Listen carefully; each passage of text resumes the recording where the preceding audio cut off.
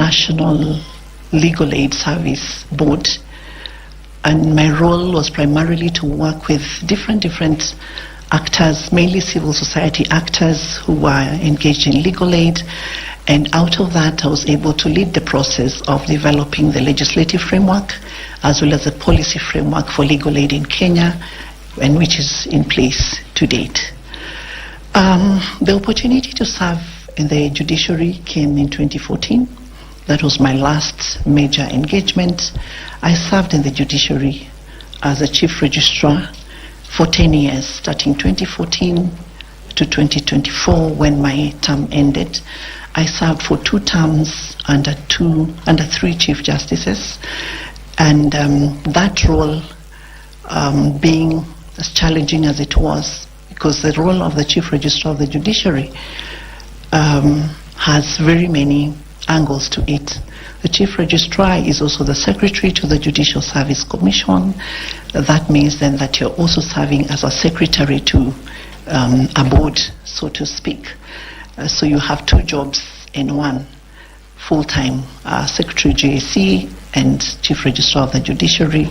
It's an administrative role, a managerial role, working with members of the Judicial Service Commission who are very accomplished members in their own right. We had the Attorney General, we had judges, we had a magistrate, we had the Law Society represented there, and just being able to manage the dynamics of the Judicial Service Commission alongside the judiciary, which has very diverse interests. We have judges, magistrates, we have staff. And again, in that role, I also had to serve as secretary to the National Council on the Administration of Justice. And that's a role that requires a lot of stakeholder engagement, a lot of coordination skills, a lot of communication between the state and non-state justice sector actors. That exposed me to so much in terms of governance, in terms of organization, in terms of collaboration, coordination.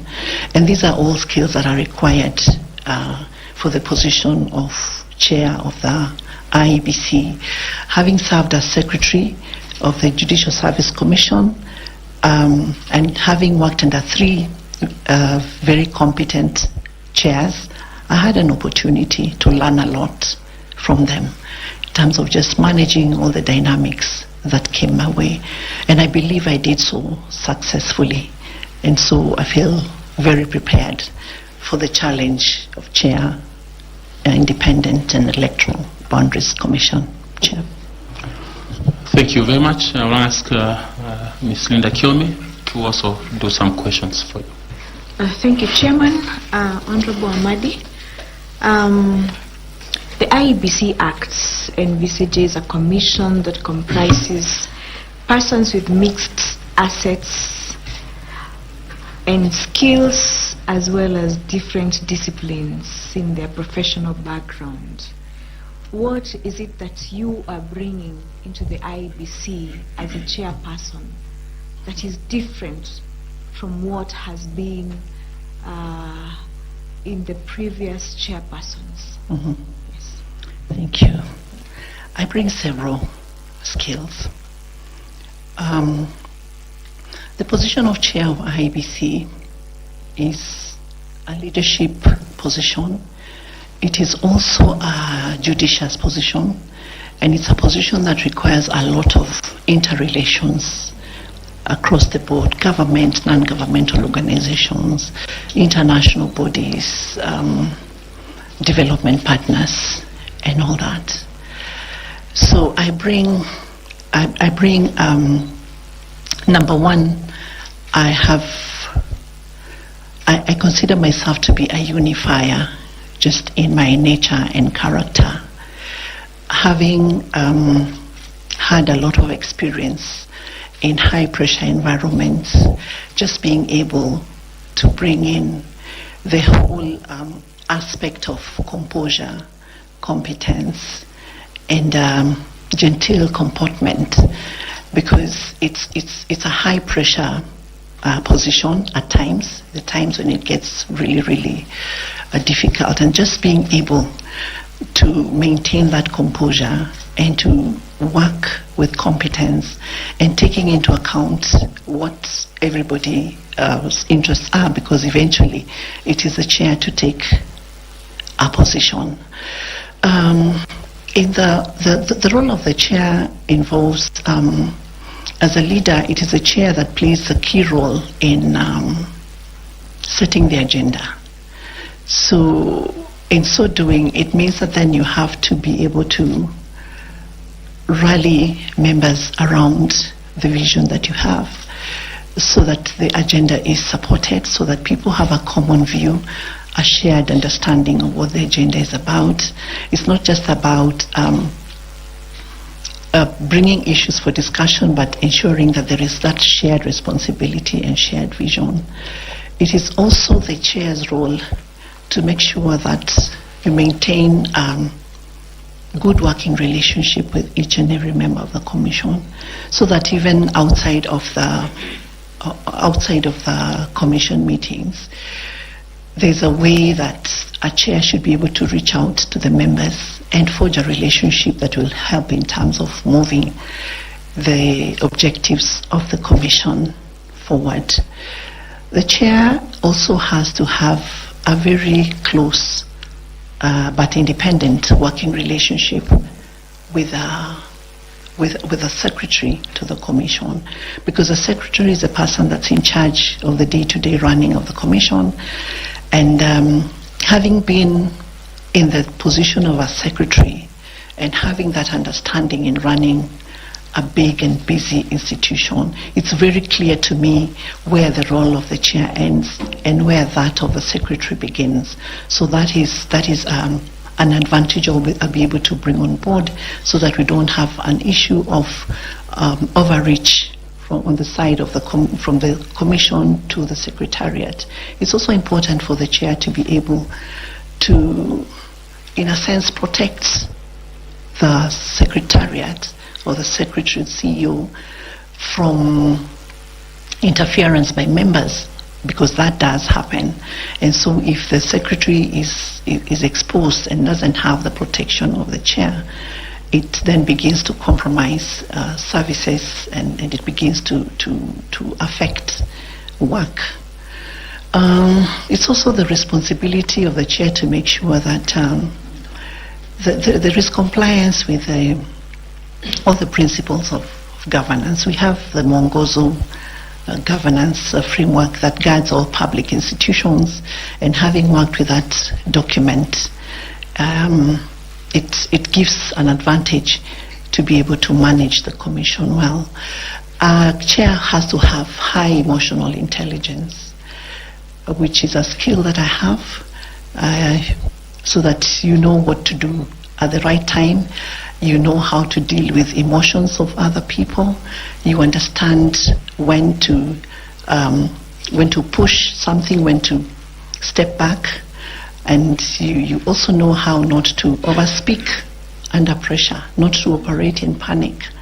So those are skills that I would want to bring to the commission.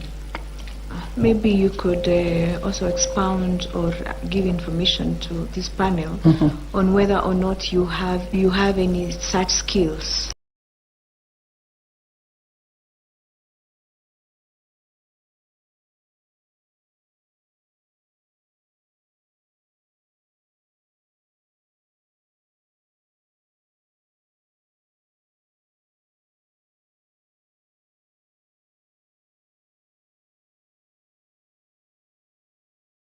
Yes, indeed. I actually oversaw a very robust digital transformation in the Kenyan judiciary. We moved from analog to a digital institution. And one thing that gratifies me the most is that all of it was done using internal capacity. We had previously procured different systems that never worked. But when we began to now enhance the capacity of our ICT directorate and to just compare what other jurisdictions had. We allowed the team to run with it because all they were able to do was come and do a presentation on what they were capable of doing. And as the chief administrator of the judiciary, it was my responsibility to facilitate them to be able to do that. So we ended up, initially it was under a lot of pressure during COVID. We were able to come up with a virtual courts. We were able to come up with e-filing and other platforms without spending any extra money. And that is good for sustainability because then the judiciary currently doesn't pay for any licensing, which is very expensive because some of the initial ICT initiatives that failed was as a result of budgetary constraints, so that you have the money for this year, then the subsequent year there's no money for the license, then you're cut off. So that is a thing of the past, and that has continued to develop and to grow, and I don't see why the same cannot happen in the IEBC, considering that ICT is one of the main cost drivers in the running of an election. Yes, thank you. Yeah, thank you very much. Thank you, Chair. Just a bit more follow-up. As a CRJ, you talked about running the judiciary day to day. What are those competencies that you needed to have to do that? Just briefly. Briefly? Yeah. Okay. You needed to have managerial skills.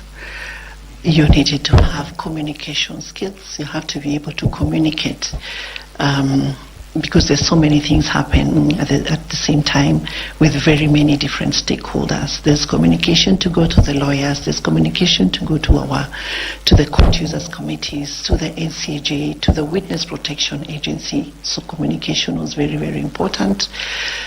And because of the high pressure, the nature of the work, just taking an example of during the elections period when there's so many petitions being filed post-election, you have to have resilience, you have to be able to put in many hours, just hard work. You have to be able to guide, you have to be able to rally people around an issue so that you move together. You have to have very good coordination skills so that you know what every court is doing at any given time. You have to know what they need at any given time. You have to make sure that they're provided. You have to have very good financial management skills.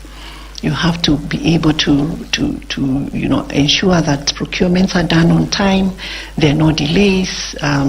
Sometimes we had difficulties when budgets were released late, but then there would always have to be a way of doing things in such a manner that services are not interfered with, are not stopped. Again, we had to have it was important for us to know what the public feels about our services. So it was about reaching out through the court users committees, through our customer surveys, just to be able to know what is it that people want, what are we doing wrong, how can we do it better. So those are some of the skills that we had to put to use. Fair enough. Thank you very much. I would like to ask Madam Karo Kituku to ask some questions, kindly. Thank you so much, Chairman.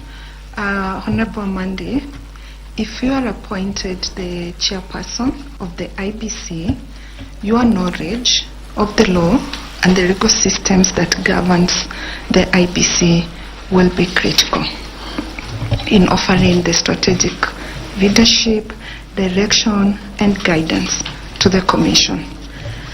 As you may know, Parliament is required to enact various laws that give operationalization to the various segments of the IBC mandate.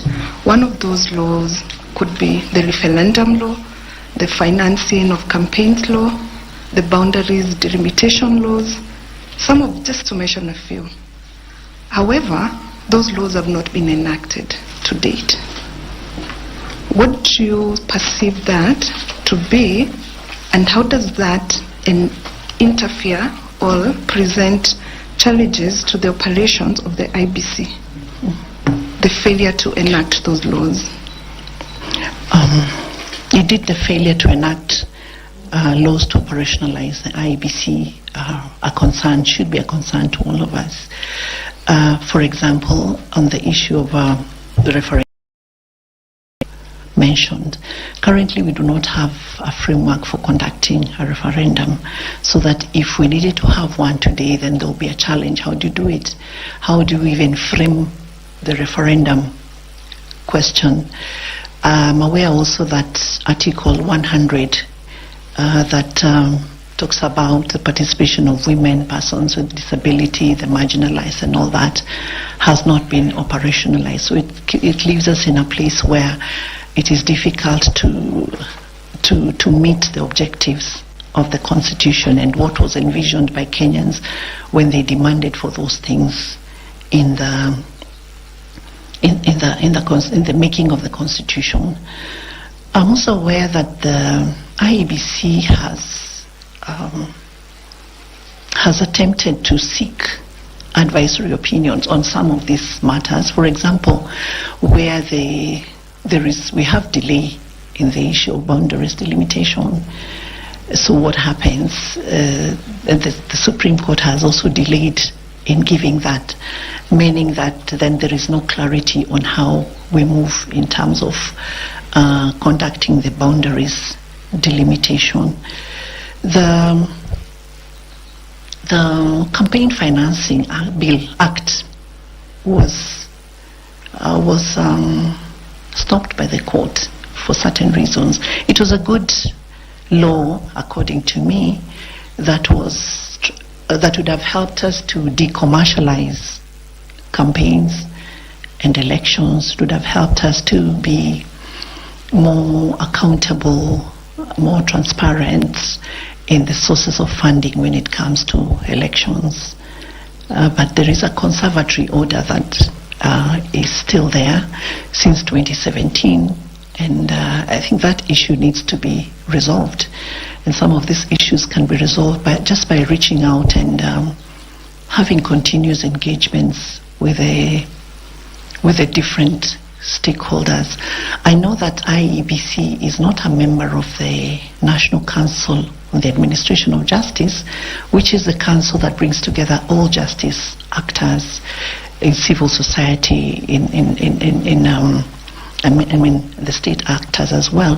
But IEBC was actually co-opted as a member of the National Council. So that would be a good forum, because I know that at some point Parliament also joined in. As secretary, they were not very consistent in attending, but that would be a very good forum to discuss these challenges, because it's in the interest of all of us that the Constitution is implemented as envisioned, and for as long as these areas remain hanging, then it means that there is something that we're losing, there's something that we're missing out on as a nation. Thank you. Maybe a follow-up question on that.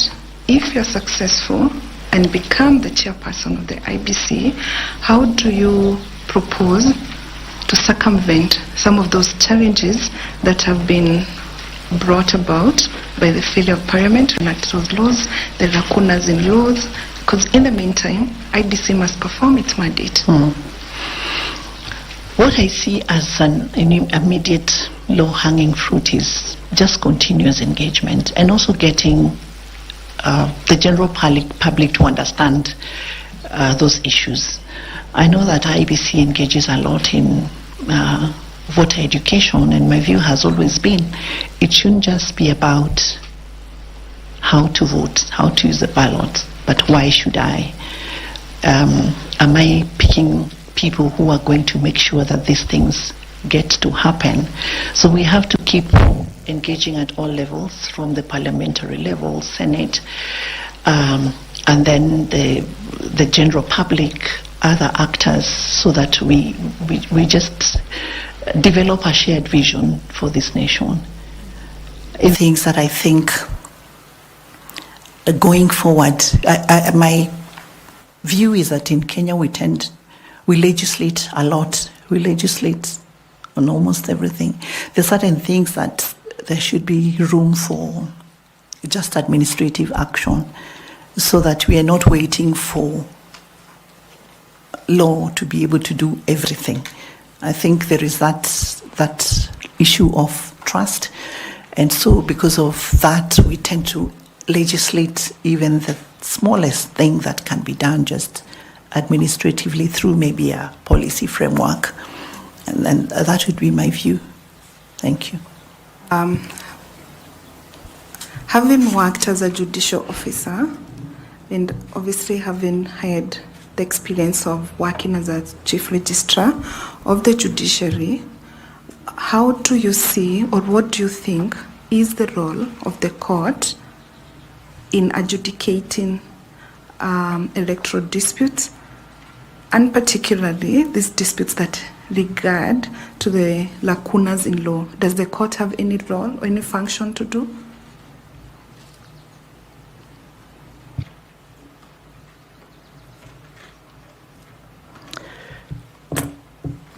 Okay, where there is, I'll begin by saying that yes, the court has a big role in adjudicating electoral disputes, and the legal framework allows for, we have the Political Parties Disputes Tribunal, which is a subordinate court under the judiciary, and then during the electoral, the election petition periods, we have courts gazetted to deal with disputes. So indeed, the judicial officer has a role to adjudicate on electoral disputes. Does the court have a function where there is lacuna in the law? Yes, it does, and mostly at the level of, because legal interpretation, constitutional interpretation, is a function of the High Court. So if a question arises, the court would have an obligation to make a pronouncement. There is law that is called judgment law. I think the law can make a pronouncement that can guide. I know that the Supreme Court has dealt with a few advice.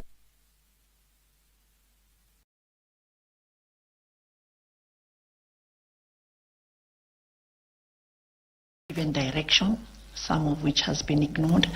So I think as a nation, we also just need to develop the culture of constitutionalism and respect for the rule of law. Because when the court, with its authority, has made a pronouncement on an issue, then it's only right that we comply and we follow what has come from there, unless there is subsequent legislation that changes the position.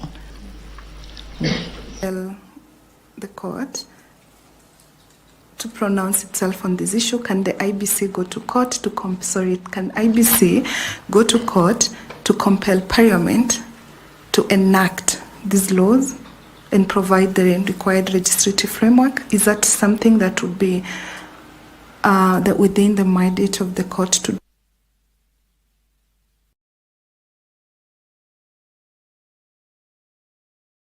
Politically ideal for IBC to do so? IBC compelling Parliament to legislate. I think IEBC can go to court and ask for anything. My only doubt is whether it would be the right way, the right path, because I believe more in engaging with the lawmakers, taking into account the view that if the lawmakers are hesitant to legislate on a particular thing, because we know that the courts have also pronounced themselves on certain issues that Parliament has still not done. So we also don't want, even as you consider that as an option, you don't want to go through a process of that nature in futility. So I would still prefer the engagement, negotiation process as opposed to an order which might be in vain. But yes, indeed, the court can pronounce itself and say, indeed, this law has to be passed because the Constitution says so. Yes. Thank you, Chair. Given that during your time at the judiciary, there were constant complaints about inadequate funding. Yes, I engaged a lot with the members, especially of the Justice and Legal Affairs Committee, and the members of the Budget and Appropriation Committee. And when I joined the judiciary, the budget was about 16 billion. When I left, we were at about 23. It was still way below our resource requirement, but progressively it was increasing annually. So we have to just keep at it, because the option is not to push for it and remain with nothing. So we kept engaging both informally and formally. During the budget discussion processes, we would prepare our resource requirements very well and explain the justifications for all those requirements. And we'd constantly compare the budgetary allocation for Parliament, which only operates in Nairobi, with the judiciary that has about 140 court stations across the nation. When I joined the judiciary in 2014, our budgets were at par, 16 billion, more or less. And within 5 years, Parliament had double the budget of the judiciary. Yet they operate only in Nairobi. They have very few staff compared to the judiciary. So they have that advantage that it's them to decide the appropriation of resources. The judiciary is, and it's not unique to Kenya, it is something that you see across the jurisdictions, that the judiciary tends to be the poorer cousin of the three arms of government. So it helps, it does help, because there are times when you're able to push and get something more, and you keep using it as long as you're using it with prudence. And as I said earlier, we had very little money, but money to have a very vibrant and robust ICT system, just with the little that we had. So we were able to be prudent in the use of resources, apply little to do much. So if you don't have enough resources, then it's about how do you apply it to maximize on what you have. Thank you, Chair. Thank you very much. Appreciated. I would like to ask Madam Dr. Koki to ask you some questions. Thank you very much, Chair. Good morning again, Honorable Amadi, and welcome to this interview session. It's not really an interview session. We're having a conversation, a dialogue. You spoke a little bit about over legislation. When you spoke, you said that some things can be addressed by administrative action and so on. We notice, however, that since the promulgation of the 2010 Constitution and the elections that have been held under the Constitution, we have seen every one of them, the validity of the election of the President has been questioned and therefore has been challenged in the Supreme Court. And after every decision of the Supreme Court, we have seen recommendations of reforms that are required, legal reforms that are required to be done in relation to the process of elections by the IEBC. And we have actually also seen from the strategic plan of the IEBC 2020-2024, they identified over legislation as a challenge for them. Yet, we have seen this happening each time. So I wanted to ask you two small related questions. The first one was, in what areas would you say there has been specifically over legislation?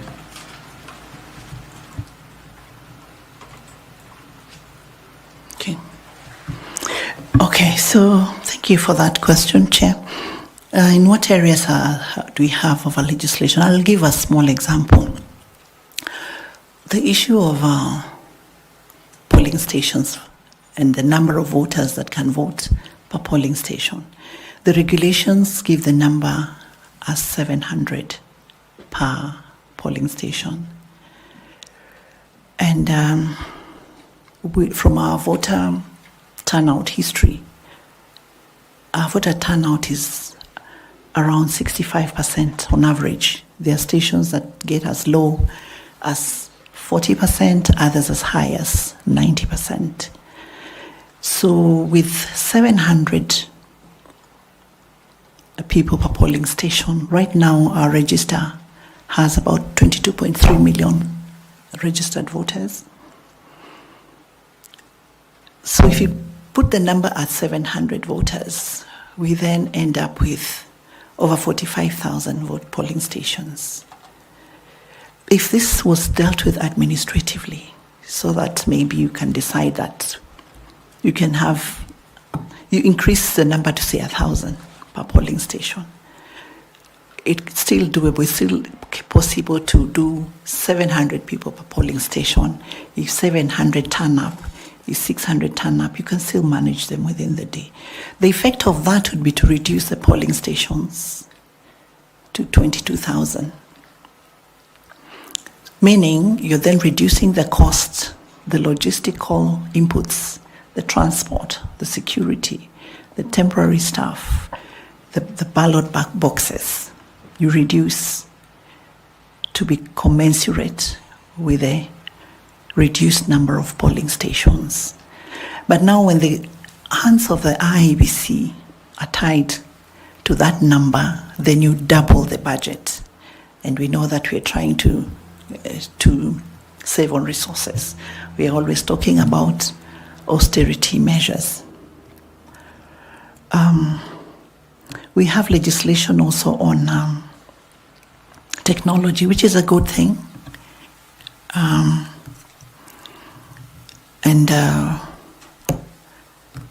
Technology is now the way to go. It creates efficiency. It helps us to transmit quickly. It helps us to manage the queues better and all that. So it shouldn't be too prescriptive, because then there should be allowance for innovation, because technology keeps changing. It changes very fast. In fact, I don't like it because the in thing is always on its way out. You can't keep up. So I think there should be room for innovation, so that then you're using the best innovation possible. You're using internal capacity to the extent that you can. There are areas like those that really can just be done administratively without being too prescriptive. Thank you very much. The second question related to that is you have spoken about those things that can be done administratively. I would like to ask you to tell the panel what proposals would you have and at what stage? Proposals for the specific areas that need to be addressed administratively? Yes. And at what stage? Mm-hmm. Okay. One of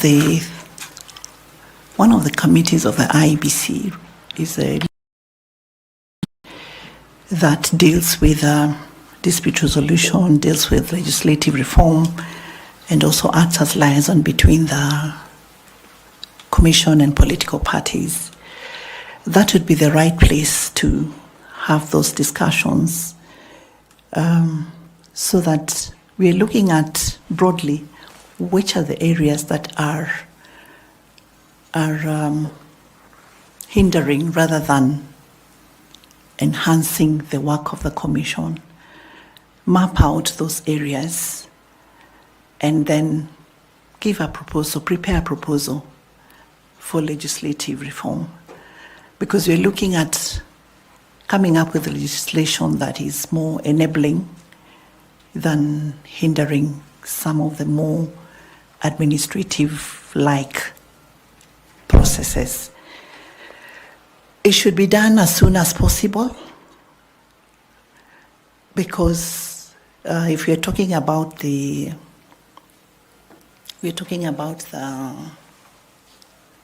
elections of 2027, the time is very short. Time is very short. There are counties that do not have representation, which have to be prioritized. So that the time is not there. Everything has to run. You have to find a way, the team that is going to come in, to run all these aspects simultaneously. The sooner it is done, the better, just so that the IBC is facilitated to operate with more in an easier environment, legal environment.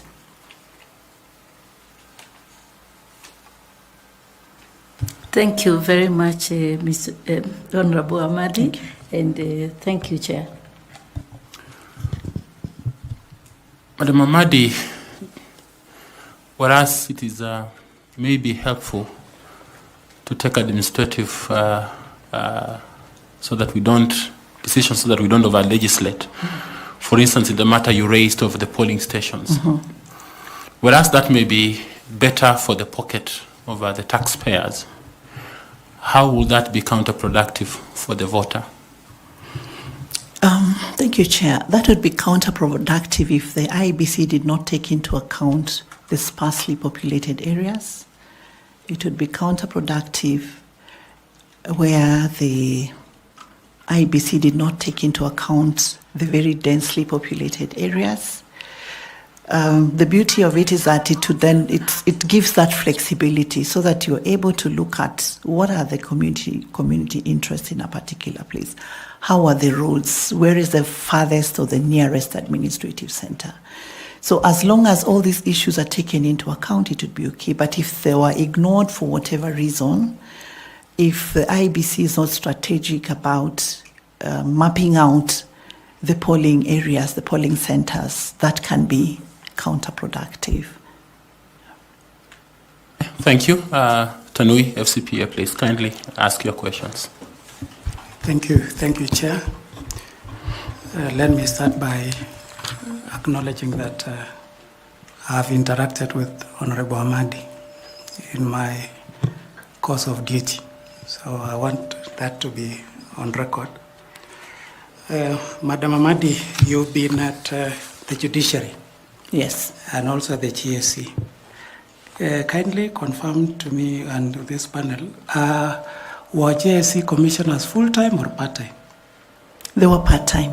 All of them were part-time? All of them. And confirm also that you are the accounting officer for the judiciary and also for the JSC. That's correct. Thank you. Now, you will be transitioning from having been accounting officer for those two institutions, and you will be a chair of a commission that has full-time commissioners.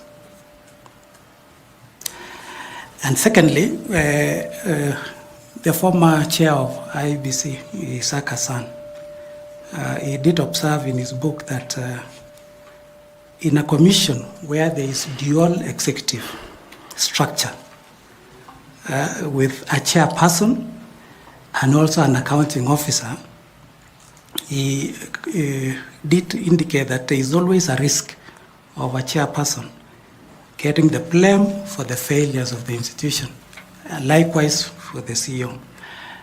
Given your transition from being an accounting officer, now you will be a chair of a full-time commission. How will your experience as an accounting officer help, given the challenges that IEBC has had in the past? How will you transition? Thank you. Thank you, Chair. Yes, indeed, I have been Secretary to the Judicial Service Commission under 3 Chief Justices. And your question reminds me of the challenge that we had at the level of Chief Justice, who is also chair of the commission. Because remember, the Chief Justice, as head of the judiciary, also reports to the JAC. Because at the JAC is the boss, much as the Chief Justice is the chair. And in the judiciary, they are the institutional head. So sometimes there was a problem in terms of balancing the duality of those two roles. As I said earlier, I served under 3 Chief Justices and just looked at how they managed themselves.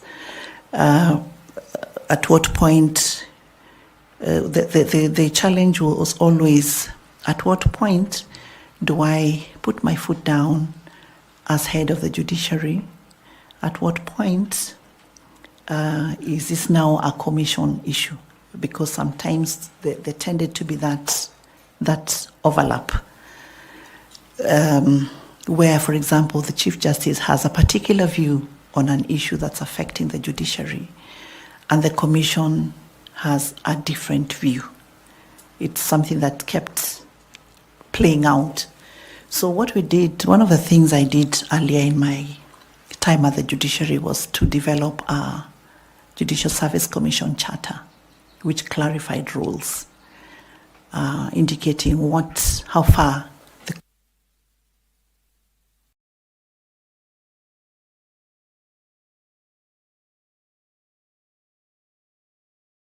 has to do.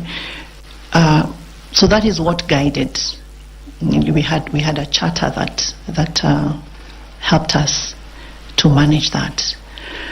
A lot of times we also just had to, and that is something that I think is going to help me, is about just having informal discussions about certain issues so that you minimize on the potential conflict. So yes, the charter, and just sticking to the rule of law. We had a lot of governance trainings, capacity building for the commission, because they kept coming in at different times. This particular one is unique because the panel is handling the selection process for the entire IEBC commission. But the commissioners of the JAC came at different times through elective processes, through appointive processes. And so each time we had new commissioners, we had to go through some kind of governance training, induction, just clarifying roles. It was never easy. I cannot say that it was easy. Even the charter did not sort it out, but it gave us a lot of guidance in terms of how far one could go. So for me, having been secretary, it gives me an advantage, because then I understand the challenges that a secretary would have when you have when there is overreach from the part of the members of the commission or the chair of the commission, and therefore be able to know that, what I felt was a problem as a secretary, I should not now again be doing the same thing to the CEO, because I know how difficult the work of the CEO can be with minimal or no interference at all. So for me, it is an advantage, because I've had that experience. I have and I've also learned a lot from the 3 chairs that I served during that period. Thank you, Chair. Thank you. I want to a follow-up question, and I want to get your view on this. Can the Commission, or you as a chairperson, is there any law that stops the chairperson of a commission to be appointed as an accounting officer?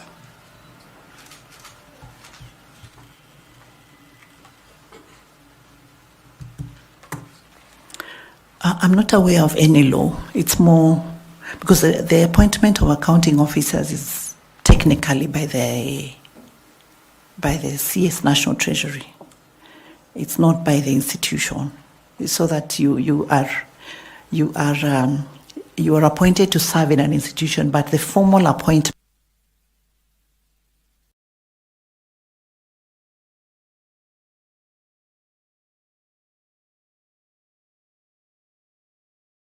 Treasury. If a chair was to be an accounting officer, I think there would be a lot of problems, governance-wise, because then the chair is supposed to be playing an oversight role.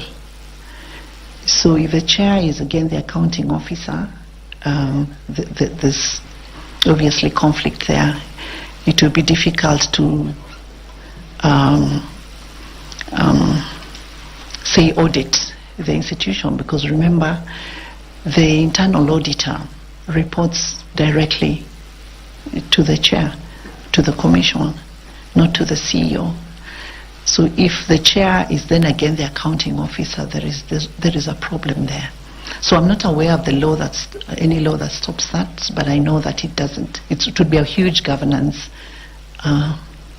problem, to be problematic in any institution. Okay, thank you, Chair. Thank you. Mr. Misati, you have please do ask some questions. Thanks so much, Chair. Honorable Amadi, you are aware, and it is in public knowledge, that in some instances we have had the Secretariat, the CEO of please speak closer to the mic so that the Secretariat, who have had a very stormy relationship with the Chair or the Commissioners, and in some instances we have had others who have had a very cordial relationship. Would you term it a personality issue or an institutional structure issue from where you sit? And given an opportunity, would you be able to make any changes, or you want to maintain the status quo? Thanks. Thank you, Chair. There are several reasons that cause tension between the Chair and Secretary, or the Commission and the Secretary. One could actually be just personality differences. If the two cannot agree because they're just different in their nature, right there's a problem. The other issue could be overreach, where the Secretary feels that the Chair is trying to interfere and they are trying to stand their ground, and there is no understanding between the two. Sometimes there is just institutional dysfunction where things are not properly structured, and so when things are not properly structured, there is a lack of clarity. It causes a problem. But there is a way of dealing with that. None of the ways is, first of all, for people to understand their respective roles. And if there is a set of rules or a charter to guide that, better still. It is also important that, because the Chair is the leader, it is the Chair because the Chair is the person that is giving direction.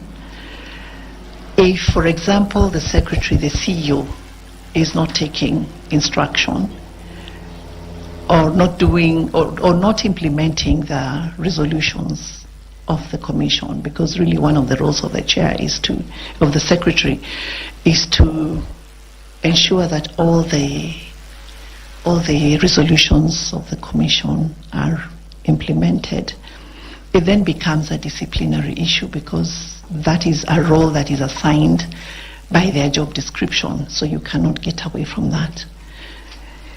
If the relationship is stormy because there is, what do I call it, personal interest, that sometimes does happen. It poses a difficulty for the institution. So what I would do in terms of having a cordial and a professional working relationship with a Secretary is, first of all, to get to understand them. person that you're working with. What is he like? What is his leadership style? What are his values? It will also be important for them to understand you and your values and what you stand for, and what your expectations are and where the boundaries are. So that when the boundaries are clear, then we know that mine begins from here and yours begins from where mine stops. It will be important to have a framework, a reporting framework between the chair and the CEO, because the chair, much as you're not in charge of operations, you have to know what is going on. You have to know what is going on, because when something goes wrong, then the blame is on the chair, it's not on the CEO. So it will be important to have a framework for constant reporting so that you know exactly what is going on. And the chair can also give guidance, much as it's not their work to do the operations, can give guidance. And I'm happy that I've had a lot of experience in matters public finance management, in matters procurement, in matters ICT, in all those matters, so that then it gives me that opportunity to be able to even pick out things that may not be correct. If maybe something is being effected or implemented and it's not being done correctly. Coming from a position of knowledge, it makes it very easy for me to be able to do that. And the working relationship has to be respectful. There has to be mutual respect from both sides. Then that reduces the tension. It is good also to acknowledge the good things that the Secretariat is doing, so that it's not always the bashing. Being coaching type of leader, I've been able to coach those working under me, give feedback, because sometimes when you don't give feedback and something is going wrong, then it continues to be wrong. But with a good feedback mechanism, it is then possible to create a relationship where expectations are clear, where roles are clear, and where tension, if any, is minimized. Thank you, Chair. Thanks. As a follow-up question, from your answer to the panel, it's like you're saying both personality and the structure of the institution, they play a role. Yes. So from a practical point of view, from your case, would you be evaluating the kind of person you find in, or would you make any changes? I wanted to know that. Okay. Then the other thing is that you mentioned about the issue of when you were initially, when you started, you mentioned about the pressure in the IEBC. Would that be something that will make you make a decision in terms of this an institution that has this pressure? So the role of the commissioners and the role of the Secretariat has to be distinguished, because it's only the commissioners who observe the pressure. Sorry, I'm not very clear about your second question. You said that this is high pressure institution. Yes. And from your statement is that the chair or the commissioners who are answerable out there. So how do you distinguish? You become assertive to the Secretariat so that you are able to observe the public pressure. Thank you, Chair. The first question is whether I would make changes at the level of the CEO. I'm aware that the CEO has a term, and so unless there is reason to, it's always good to allow people to finish the term, and based on the evaluation of what they did during their initial term, the Commission can determine whether to extend or not to extend the term of that particular individual. But it will be good for us to know what has been going on, what are the challenges, are there things that can be addressed? Because I believe that at the end of at the entry point, there has to be some kind of engagement, and usually as you get to the end of your term, there is some kind of evaluation looking at how the work has been done in terms of operations, in terms of reporting, in terms of audit reports and all that. So I would hesitate to say that I would make a change before I know exactly what it is. But my view would be that whoever is in office ought to run their term if there is nothing really compelling. And then the new commission now will determine what they want to do in terms of progressing forward. Yes, the commission is the one that gets pressure when there is problems at the level of the whatever operational issues. If there's a problem with the electoral process at any stage, the pressure is on the commission, not on the secretariat. And that is why the commission has to exercise its oversight role in a very structured way, in a strong way. There has to be certain minimum expectations from the CEO. The things that the CEO must do and report to the commission, so that if there was a meeting and the minutes are there and the directions that were given at the next meeting, are the matters arising, the CEO should be able to indicate what they have done, not just say it, but also produce the evidence to show what they have done. They should be able to indicate what the challenges are, if they're meeting any challenges, and what support do they require from the commission to be able to do what they are supposed to do. Again, sometimes there could be a challenge when information is not flowing freely, so that something is happening in the secretariat, but the information is not flowing because it's waiting for the next meeting, and maybe something is going wrong. There needs to be a framework that allows for free flow of information, so that if there is something happening that the commission needs to know, then it can be nipped in the bud, and the secretariat can be assisted to do the right thing. Yeah, thank you. Thanks so much for Chair. Thank you, Bwana Misati. At this time, I'd like to invite panelist Fatuma Saman to also ask you some questions. Thank you, Chairman. And where you are the interviewer, I was the interviewer, you are the interviewer. The roles have changed. That's on a light note. And as you already know, the IEBC is always expected to be an impartial arbiter. But at the same time, it's expected to engage stakeholders like the judiciary, the executive, the legislature. And I would like to hear from you, what do you think you'll be able to do in terms of maintaining that impartiality, but at the same time, engaging these specific stakeholders, the executive, the judiciary, and the legislature?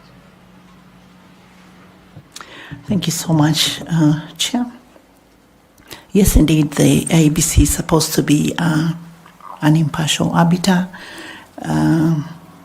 that carries out its responsibility without any influence from anywhere, without influence from the government, from any political party, from any candidate, from any public office. And it is indeed true that stakeholder engagement is very, very important. It's very important. In fact, there is no institution that can run without engaging stakeholders, because we cannot work in silos. We have to work with partners. In engaging with stakeholders, first of all, you have to map them out and know who are the people that I need to work with. Is it the police? Is it the DPP? Is it the judiciary? Is it civil society organizations when you're talking about voter education, for example? Is it DCI? Is it based on whatever it is that the IEBC is seeking to gain from the stakeholders? All those engagements must be on the basis of the rule of law. All the engagements must be on the basis of strict observance of the rule of law and based on the respective mandates of the IEBC vis-a-vis the mandate of those other institutions. If it is, for example, the police, and you're seeking to effect arrests for people who have violated the Election Offences Act, then you're operating just on the basis of that, following the law. If it is about witness protection, it's the same thing. So stakeholder engagements have to continue, but based on the rule of law. Thank you. On a follow-up question, would you, if you were to consider developing a stakeholder engagement guideline, what are these principles that would guide the stakeholder engagements? Apart from the rule of law, of course, you've mentioned. Okay. There's the issue of common interest. What are we interested in as IEBC based on the mandate of the other organization or institution? You will also look at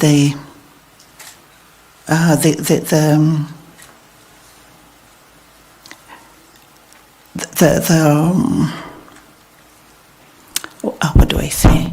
You'd need to look at what is it that IEBC requires? What kind of support does IEBC require from the other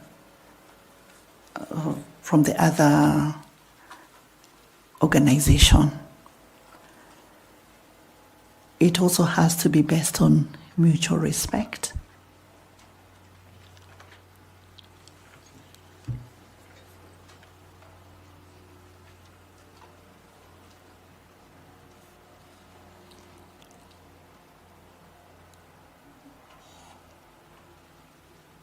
And it also has to be able to, whatever engagement you're having should be able to meet a need of the Commission. Thank you, Chair. Thank you. Thank you, Ms. Fatuma Saman. This time I want to invite Nicodemus Bore to ask you some questions. Thank you. Thank you, Chair. Madam Amadi, we saw your service for the nation for the last 10 years in the public. And from your CV, you have indicated that you did almost 20 years in the public service. Yes, indeed. And I'm sure you have had experiences of misconduct within your institutions that you have been serving. Yes. And also, your role was to ensure integrity was upheld. So, how are you able to deal with such internal misconducts at the same time upholding integrity, especially as a chief registrar for the last 10 years?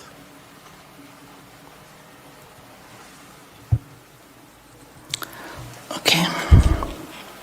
Yes, we had a lot of challenges with integrity issues in the judiciary. It's in the public domain. We know that we have very many good judicial officers, but we also have those that disappoint, and it's really a national problem. So some of the integrity issues that we had at all levels, at the judicial level and at the administrative level, included things like allegations of corruption, allegations of bribery, allegations of improper influence, and that's on the judicial level. At the administrative level, there were allegations when it came to matters of favoritism, as an example, in terms of, things like transfer, like, what else? Promotions. There would be those allegations. And so what did we do? In terms of looking at matters integrity, the judiciary created the Office of the Judiciary Ombudsman that would receive complaints from the public or from the internal public. And so the complaints would be processed and sent to the Judicial Service Commission, which has a disciplinary mandate, both for staff and the judicial officers and the judges. So complaints would come. There was a complaints manual that we developed to help us process them by way of giving the complainant an opportunity to be heard, and also giving the judicial officer or staff an opportunity to be heard. And then a determination is made. In a few cases, there were people who were let go. In some, there would be a warning or a severe warning, or one would be admonished. So there were different levels of disciplinary outcomes depending on the gravity of the problem. So in terms of upholding integrity, we did customer satisfaction surveys to just have a sense of what people are saying about us. Initially, we got a very low percentage, and the subsequent ones kept getting better and better because we were able now to identify the areas where we were being hit the most and trying to put measures in place to make sure that we try and deal with the issue of upholding integrity. One of the initiatives that we put in place was to have integrity assurance officers in every court station. So every court station had to pick 2 people to be the integrity assurance officers, and we partnered with the EACC to train them so that then they would know what to look out for and indicate who was doing what. It was still new by the time I left the judiciary, and I hope that it is progressing well. So apart from the Office of the Judiciary Ombudsman, we had the integrity assurance officers, and we also had the judiciary leadership team that then would deal with certain aspects of concerns that were coming from the court stations, especially where there is no report. Because one thing you realize is that many times people will say, court so-and-so is corrupt, but they will rarely come and say, I gave this or I did this, because things are done under the table. So that then it's when it's a matter that is of common notoriety, but you don't really have any evidence, it becomes challenging to deal with it. But again, you can deal with it administratively just by asking the magistrate or the staff to come and tell this is your reputation and you're being watched. And in some situations, it did help. Yeah. As follow-up question, the position you have applied for is of very high public scrutiny. Mm-hmm. And remember, a year ago before you left office, yes, the High Court issued orders to freeze your personal accounts. Yes. And those of the law firm associated with yourself. Yes. That is Amadi and Associates Advocates in relation to a gold scandal. That's correct. It is alleged that you and other persons who are at the center of the gold scandal defrauded a British citizen of more than $100 million paid to the purchase of 1,500 kilograms of gold. That's correct. Which it is said you were to deliver in exchange for the payment. These are serious allegations. Very. And we wish you to have a chance to explain to the public yes, how this position you have applied for, noting the serious allegations of your involvement in the gold scandal. Yes. And maybe you can have a chance to clear the air. Yes. It is true that there was an order that was issued freezing my account, and I agree with you that the allegations are extremely serious. My response is this, that there was actually no reason for me to be in that case and named as the first respondent, because the firm that is involved, I resigned from it in 2014. And I was very busy in the judiciary. There was no time even to go and, get into any kind of practice.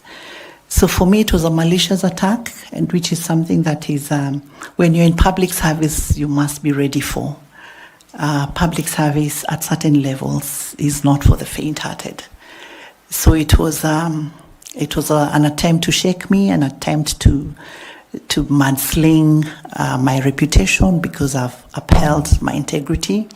I do not have skills in gold trade, and I had nothing to do with it. In fact, for the interest of this commission, I came with copies of the decision of the High Court that vitiated the decision freezing my account, and also the decision of the Court of Appeal, which agreed with the High Court and basically found that I had nothing to do with it. So I have the decisions which I can share with the Secretariat if need be. Thank you. Thank you, Chair. Thank you. You give a copy of that decision to the Secretariat. The gentleman behind you. Yeah. Thank you very much. Thank you very much. Bwana Tanui, FCPA. Oh, sorry, Professor Adams. Professor Adams. Sorry about that. Thank you very much, Chair. Madam Amadi, you are seeking to go to a very high voltage position. You have just come from a high voltage institution where you served as the accounting officer under 3 Chief Justices post the 2010 Constitution. And just like where you seek, there have been questions on the judiciary. The position you held, you finished 10 years. Some people were not lucky.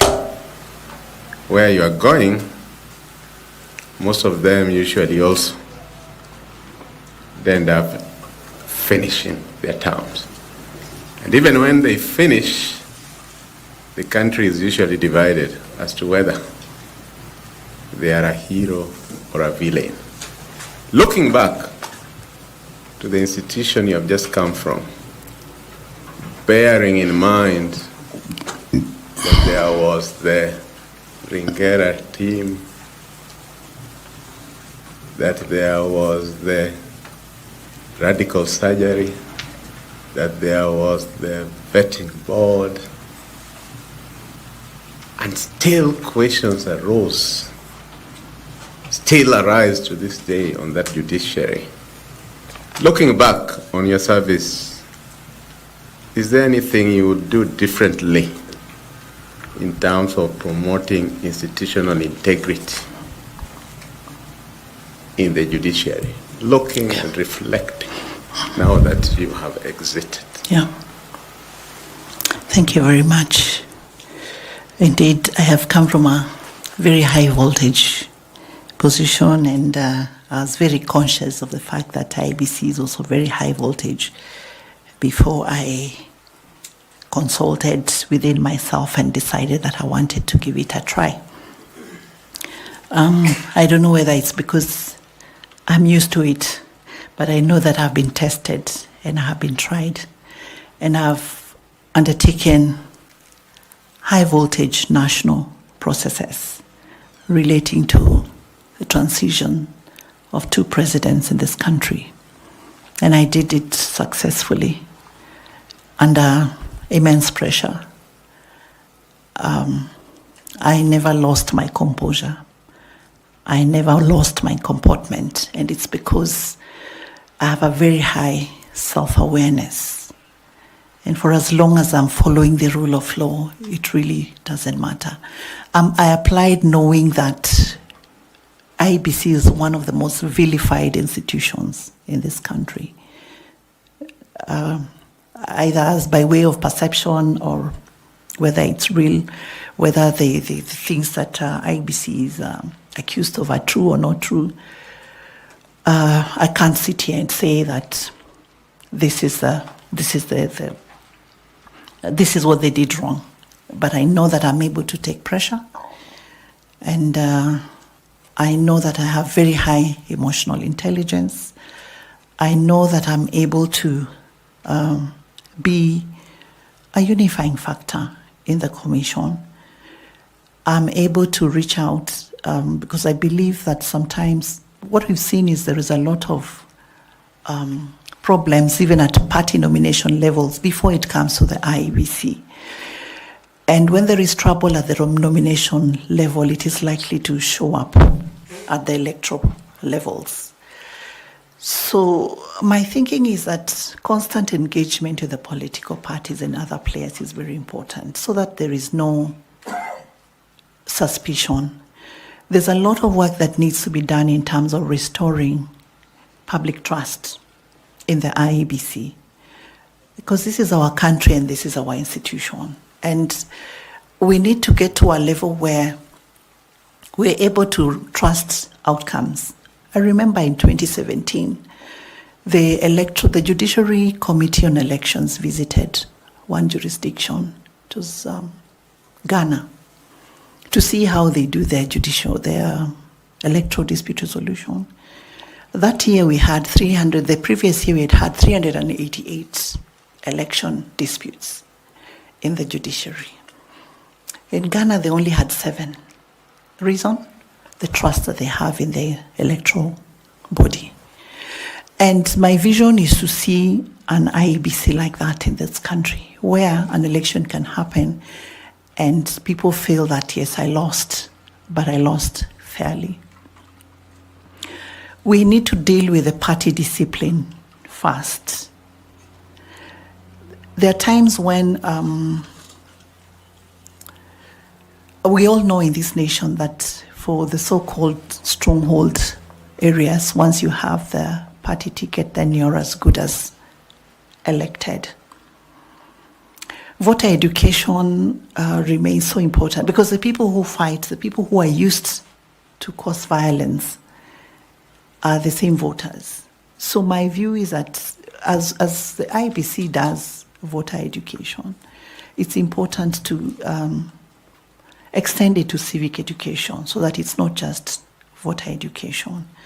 We've also placed a very high premium on the presidential election because ordinarily you'll find that a lot of the other positions are not so hotly contested as the top position. When we talk about technology, the challenge I see is that very few people understand it, how it works. Is there a way through which the IEBC can engage all the stakeholders in looking at what they want in terms of specifications for the digital systems? How do they want it to work? What should it look like? Because when we have very few people who understand the system and the rest of the population doesn't, because the law says that the process should be simple, accurate, verifiable, and all that. But if it's not understood, then it's very difficult to deal with the aspect of suspicion. So my thinking is that all these processes should somehow be accessible for those who want to know, those who want to participate. They should be allowed to participate so that then at every stage, people know what is going on and people know what to expect. When there is any kind of mystery, any kind of we don't know what is going on, then we are likely to continue on that trajectory. So what I'll try to do is just be more open. I'll try to be more engaging with stakeholders at every stage and also communicate strategy on need basis so that questions are answered before, so that we are proactive and not reacting to complaints that are being raised. And this panel has a very key role in ensuring that you also just give this nation a team that is going to help us achieve that. It's not an easy thing, but I know that it is doable, because if we get it right from this panel, then you're likely to get it right at the critical moment. Thank you, Chair. You just talked of public trust, and IEBC is one of the institutions that has one of the lowest public trust, depending on which side of the political divide you are in. It is this very same IEBC that we have seen chairs declaring results surrounded by policemen without fellow commissioners. Sorry for that. Without fellow commissioners. You have just told us about how you have overseen 2 presidential succession with immense pressure at hand. This one is even going to have even more immense pressure. And the country is looking, as you correctly say, can we get it right this time? What does Amadi bring in terms of leadership, in terms of courage, in terms of integrity? Because people die. We know of very key officials who died in unexplained circumstances up to today. It will be high voltage.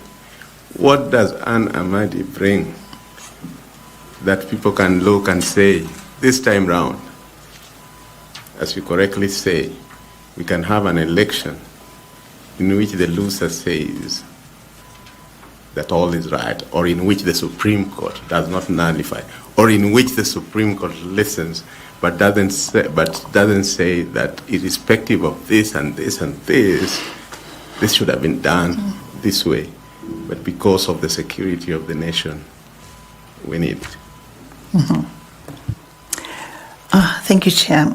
Sorry, you had earlier asked just to compare with what we had done in the judiciary. And remember, when I went to the judiciary in 2014, there was a lot of anxiety and a lot of noise, which I was able to calm.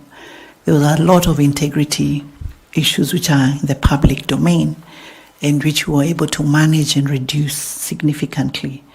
If you look at for example, the audit queries we had back then, over 50. By the time I left, we were getting only 5 audit queries, which could be explained. So I bring that, the issue of following the law, keeping people informed, being open, being transparent, and just ensuring that you're moving along with everybody. The issue of pressure, the high pressure, I thought about it, and I'm a very courageous person. I don't look it, but I am. And I believe that if I am able to demonstrate that what has been done is the right thing, it shouldn't matter where the pressure comes from. It shouldn't matter. We have to keep at it, because if we don't sacrifice to occupy that space, then who is it that should? So I've thought about all that, and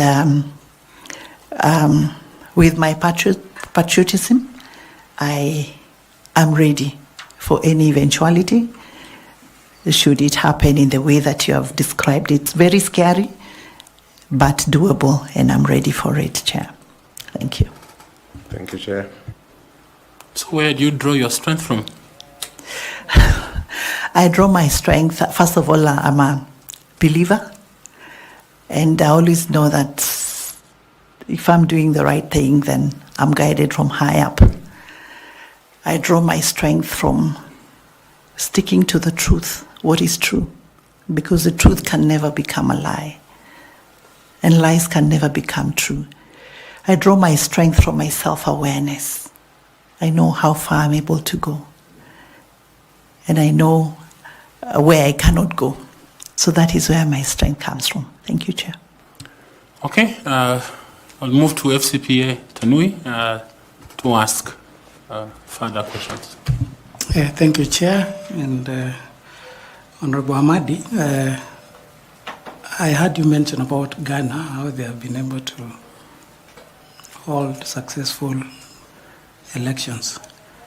And I would wish that should you be given this position, you also do a benchmarking. I think in the same Ghana, there are other electoral commissions where the chairperson of the commission has been given executive powers. They are also accounting officer. Okay. Reason being that, and you'll note from our country, there have always been an issue of the roles between the chair and the accounting officer. So there are successful commissions that have actually given those roles. Oh, I didn't know that. Thank you. So just for your information. Thank you. Now, a follow-up question on what Professor Olo has put it is on how would you handle conflicts? You will appreciate that IEBC, there are many actors or stakeholders who would want to control the operations of IEBC. You go to Treasury, they don't give them adequate funding, they delay the funding, it affects their processes. There are other stakeholders who tell them they have no powers to make regulations, despite the fact that they are an independent commission. So there are also cases, and this has been reported in the past, where even staff members of the commission are being alleged that they took partisan roles in the election process. So if you get this position as a chair, how will you work around using your leadership skills and your experience to ensure that all these stakeholders are brought together and that the commission achieves its mandate? Thank you. Thank you, Chair. I'll just give an example of what happened in the run-up to the 2022 elections. There is a framework that was put together which was called multi-agency team or something like that brought together all the agencies. There was judiciary, there was police, there was treasury, there was Ministry of Interior and IEBC. Basically for purposes of just seeing how the IEBC could be supported to be able to conduct a successful election in 2022. And they had several meetings where the IEBC, outside of the normal framework, was able to indicate the kind of support that they needed, the kind of timelines within which they had to do what they needed to do. And there were certain commitments that were made by the various agencies. But I know that at some point, again, IEBC stepped out of that framework for some reason. I think it was a good initiative that can still be tried. The reasons as to why IEBC stepped out of that framework are not so clear to me at this point in time. But I've always believed that when things are done in a consultative way, through a cooperative framework, they tend to just work better in terms of people understanding that this support needs to be given so as to avoid delays, so as to hinder the processes of the commission. On the issue of staff playing partisan roles in the electoral process, that's very unfortunate. I think you have to be able to disrupt certain formations within the commission. There's a way in which staff can be taken through. They can be taken through processes that can help their mindsets, but again, it shouldn't be too. Certain administrative interventions can be made to make sure that it's difficult for staff to do to carry out their activities, their duties in a partisan manner. For example, if someone was expecting to go and oversee the elections in Nakuru and last minute they're taken to Kajiado, then they will maybe not be able to do what they had planned to do. So there are certain administrative interventions that can be put in place to just make sure that we minimize on the mischief, if any has been planned. But I'm sure with a team we'll be able to discuss and just see what else is possible to be done, so that people are just following the regulations, the rules. I know what we did in the judiciary for most of the things, because when I went there, I found that there were no standard operating procedures, there were no manuals. So we had to prepare a lot of manuals that everybody had to stick to. Everyone had to stick to, so that then everything is done in the correct manner. Again, technology can help, because when the system is secure, then there's some of the mischief that can be prevented from taking place, even if the human nature wanted to, interfere with the process. Lastly, and related to the multi-agency team, which I think I attended one of the meetings at Safari Park. Yes. If in that process of having a multi-agency team, some stakeholders, you observe that some stakeholders could be pushing for an agenda that is contrary to the mandate of IEBC, what would you do? The IEBC would have no choice but to stick to what is right. And maybe if the agenda is then contrary to the principles that IEBC is expected to follow, and maybe that is the reason that what happened last time did happen. It might get to a level where you have to step out if it is not serving the interests of the nation, if it is not serving the interests and the objectives of the commission. Yeah. Thank you very much. The media might just call you the disruptor of IEBC if you got this position, and so thank you for those answers. I want to ask Professor to ask you some questions. Okay. Madam Amadi, I see from your CV that you have also done a lot in FIDA and gender-related matters. Yes. And therefore, I believe that globally you follow advancement of women issues and gender issues. So my first question to you on that is, which African country recently elected its first female president? I see her.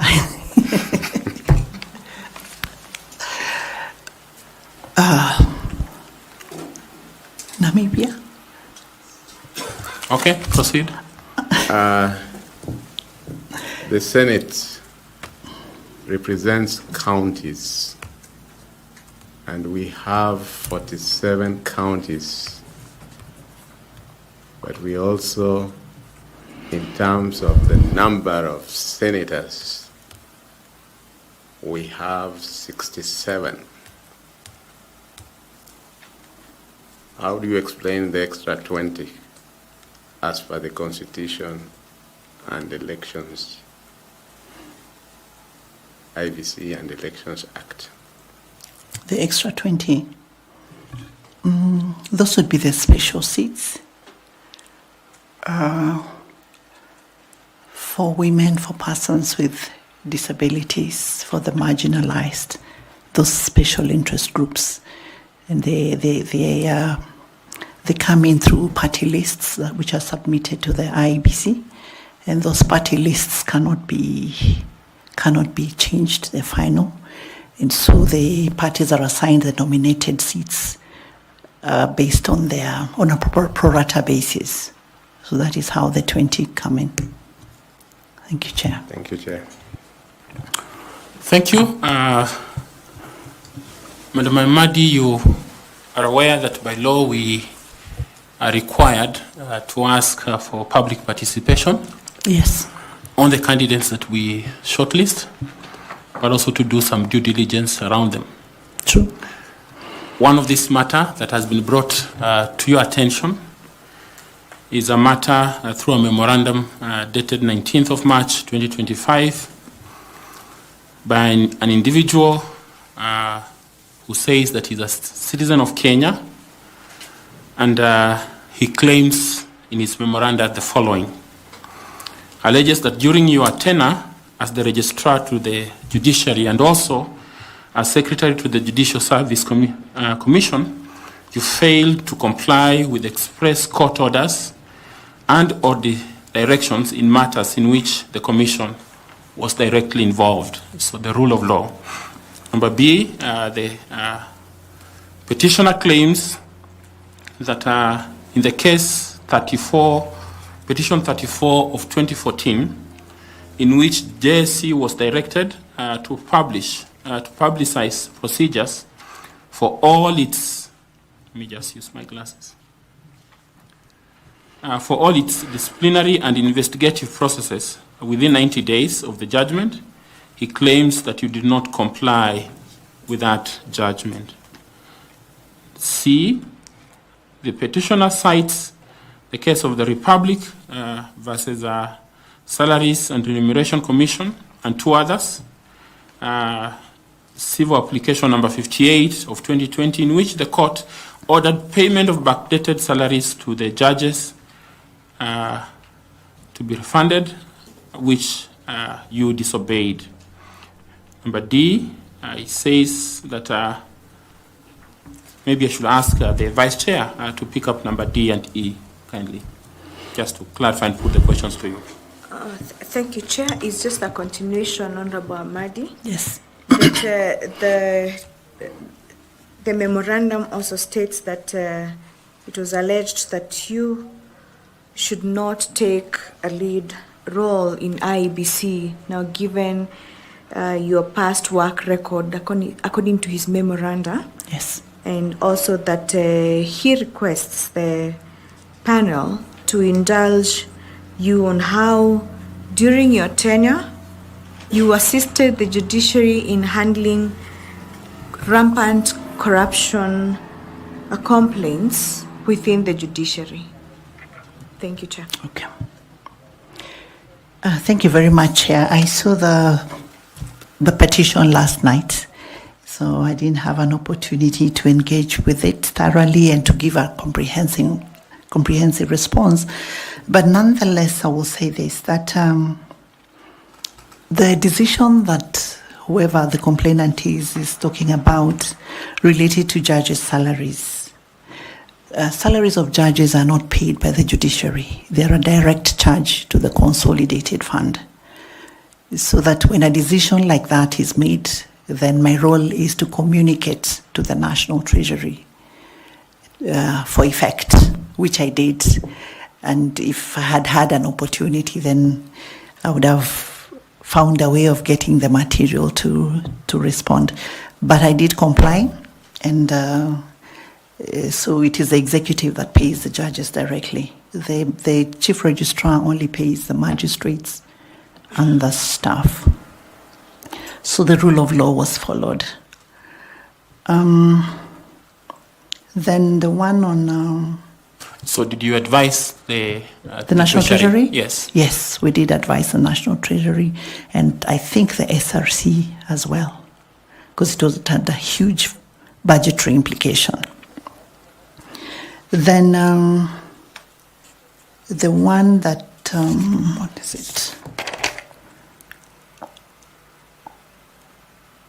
The one on corruption cases, I think I had responded partly when panelist Bor, sorry, I hope that I got the name right, asked me about my case. We had a very comprehensive framework for dealing with cases of this nature. We even had cases where, I'll give an example of a case where a magistrate was actually arrested and charged for corruption. And the case went on and she was acquitted. But the JSC still let her go, because JSC was of the view that yes, the court has acquitted you, But from the evidence that we have, we can see that there is clear misconduct. So it is not correct that we did not deal with corruption cases. There was a day that we lost 5 magistrates in one day for these kinds of malpractices. So it is not correct that we did not handle those cases. We did. The challenge, as I said earlier, is that a lot of allegations are made with very little evidence, if any. So when there is no evidence, then it's a bit difficult to deal with it conclusively. You can deal with it by way of engaging the individual, but where there is evidence, the Commission has been very strict in addressing this issue. Thank you, Chair. Thank you very much. We apologize that you got this last night. The memoranda came to us on the 19th, which is a few days ago. If you can be able to help the Secretariat with some of that material you have mentioned, just to be able to confirm your response. Yes, I will try, because I'm not in the judiciary anymore.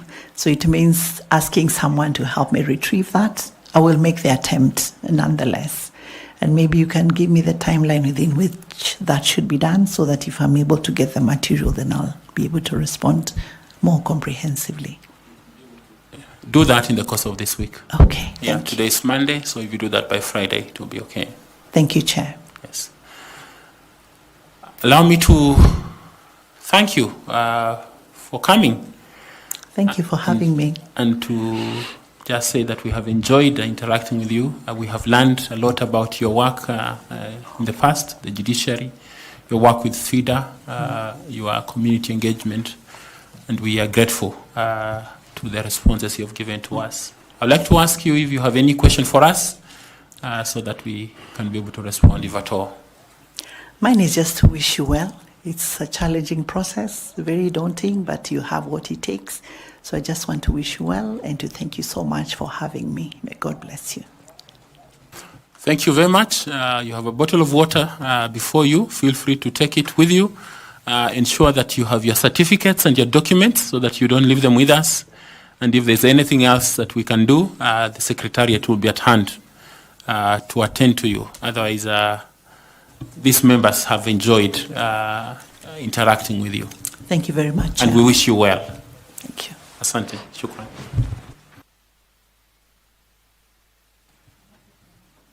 Yes, notebook. You can take your notebook. Thank you.